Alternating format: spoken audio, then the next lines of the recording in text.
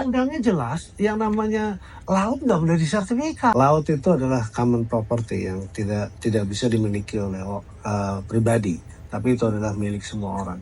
Dari apa yang disampaikan oleh Menteri ATR BPN, itu kan menyebut nama perusahaan, terus kemudian ada juga nama perorangan gitu.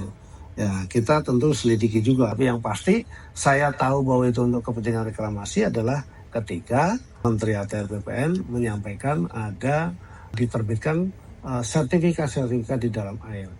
Ada 30 km pagar laut di situ, yang dipagar dari bambu itu, terstruktur pagarnya di situ.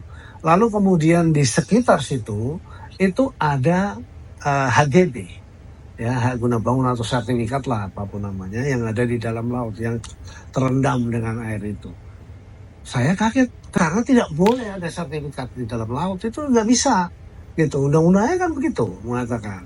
Jadi kalau sampai itu ada, wah, baru pikiran saya kepikir, oh ini tujuannya untuk ke sana. Ya lalu saya sampaikan, oh kalau gitu ini bisa jadi untuk kepentingan reklamasi secara natural. Saya katakan begitu. Kita sekarang kerjasama dengan ATR BPN. Jadi sudah rapat dengan menterinya, sudah ketemu sama menterinya, mereka melakukan investigasi. Kita tunggu aja hasil dari investigasinya si ATR BPN juga. Tapi sisi lain kami tetap mencari siapa yang melakukan pemagaran itu. Kita sudah berkoordinasi dengan Menteri ATR BPN. Jadi ini intens sebetulnya. Kemarin juga kita meeting sama dia dan seterusnya, gimana nanganin. Saya minta data terhadap pemilik dan nama-nama itu dan seterusnya. Lalu kemudian kita protes. Dan Menteri ATR BPN juga menyampaikan kepada saya segera akan mengumumkan mana saja yang bisa dicabut dan seterusnya. Tapi selalu saya katakan, Pak Menteri, yang ada di dalam laut sepakat ya, dalam laut sesuai dengan undang-undang memang tidak boleh ada. Apapun namanya 30 km pagar laut itu adalah salah.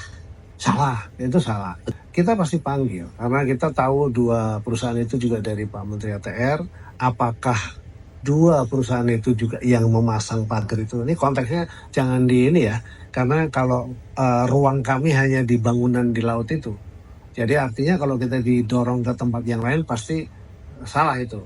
Jadi supaya publik juga bisa tahu bahwa yang membangun pagar di laut pakai bambu itu dan lain sebagainya, itu yang sedang kita cari. Kalau ini ada kaitannya pasti kita akan panggil ini juga. Dan tim kita yang ada di Kementerian Kelautan Perikanan pasti sudah melakukan itu semua. Jadi di mana alamatnya, PT akan berkoordinasi dengan Kementerian ATR BPN untuk kemudian kita tanya itu.